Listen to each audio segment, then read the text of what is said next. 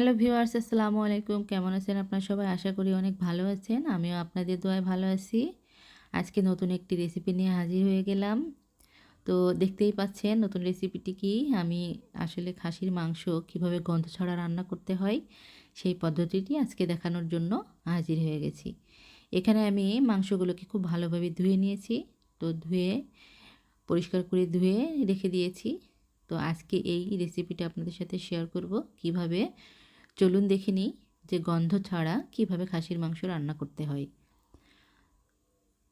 তো খাসির মাংস রান্না করার জন্য আমি এখানে যেসব উপকরণগুলো নিয়েছি সেগুলোর সাথে পরিচয় হই। এখানে আমি পেঁয়াজ বাটা নিয়েছি, রসুন বাটা নিয়েছি, আদা বাটা নিয়েছি এবং এখানে আমি জয়ফল এবং জয়ত্রী একসাথে পেস্ট করে নিয়েছি। এখানে জিরার গুঁড়া নিয়েছি হাফ টেবিল চামচ পরিমাণ, আর হাফ টেবিল চামচ পরিমাণ নিয়েছি হলুদ গুঁড়া, লাল মরিচের গুঁড়া নিয়েছি 1 টেবিল চামচ পরিমাণ, 10-12টা লবঙ্গ নিয়েছি, 4 টুকরা তেজপাতা আমি নিয়েছি, আর এখানে নিয়েছি 6-7 টুকরা মতো ছোট ছোট এলাচ, আর এখানে দারচিনি নিয়েছি 8-10টা। আমি দারচিনিগুলোকে একটু ফেটিয়ে নিয়েছি।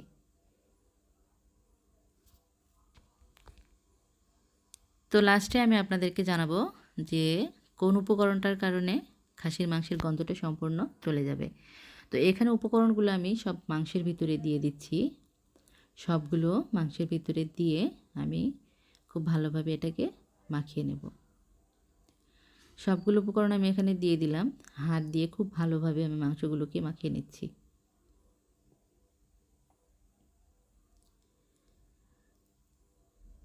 হাত দিয়ে মাংসগুলোকে মাখিয়ে নিয়ে এবং কিছুক্ষণ এই মাংসটাকে রেখে দিলে মাংসের টেস্টটা খুব ভালো আসে।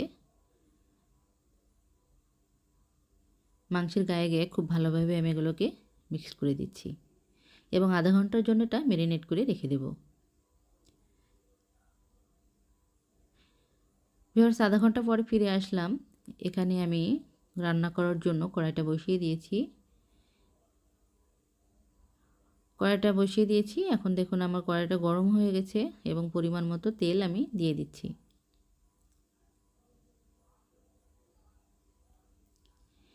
এখন ম্যারিনেট করে রাখা মাংসগুলোকে আমি তেলের মধ্যে দিয়ে দিচ্ছি।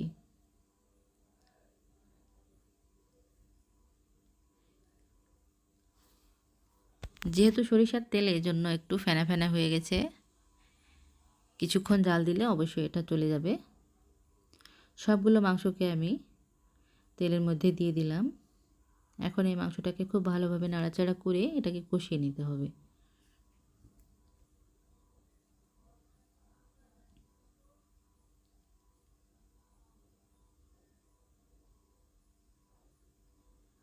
একটু সময় ধরে মাংসগুলোকে একটু কষিয়ে নিতে হবে এবং মিডিয়াম আঁচে এটাকে খুব ভালোভাবে কষিয়ে নিতে হবে।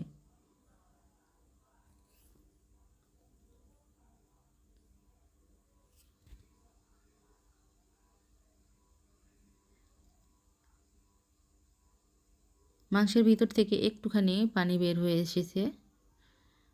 এখন এই পানিটা দিয়েই আমি হালকা করে মশলাগুলো সহ মাংসগুলোকে খুব ভালোভাবে কষিয়ে নেব। একটু ভালোভাবে এটাকে নাড়াচাড়া করে নিতে হবে।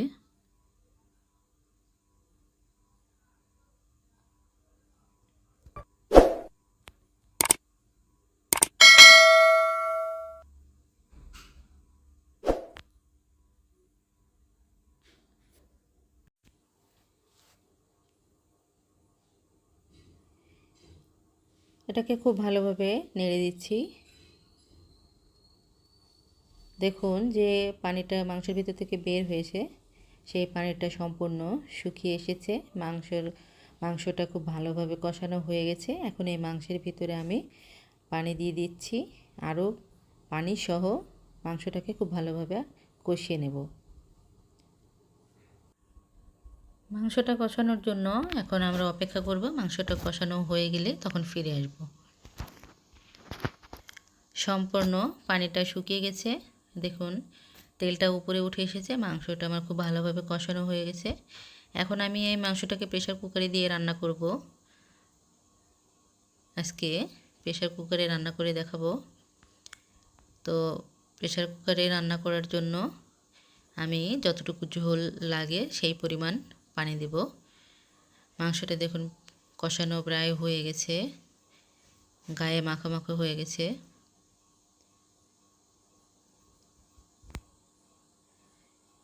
এখন আমি এর মধ্যে পরিমাণ মতো পানি দিয়ে দেব।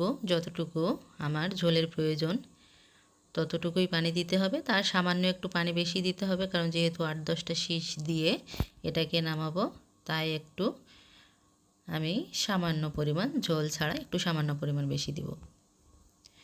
দেখুন এই পরিমাণ পানি দিলাম। পানি দিয়ে এখন আমি এই মাংসগুলোকে প্রেসার কুকারের মধ্যে ঢেলে দিচ্ছি। প্রেসার কুকারের মধ্যে মাংসগুলোকে ঢেলে দিয়েছি।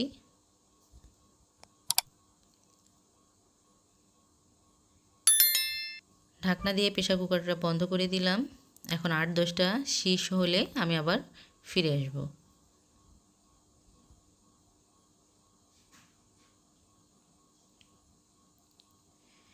ভিউয়ার্স, 8-10টা শীষ দেওয়া হয়ে গেছে।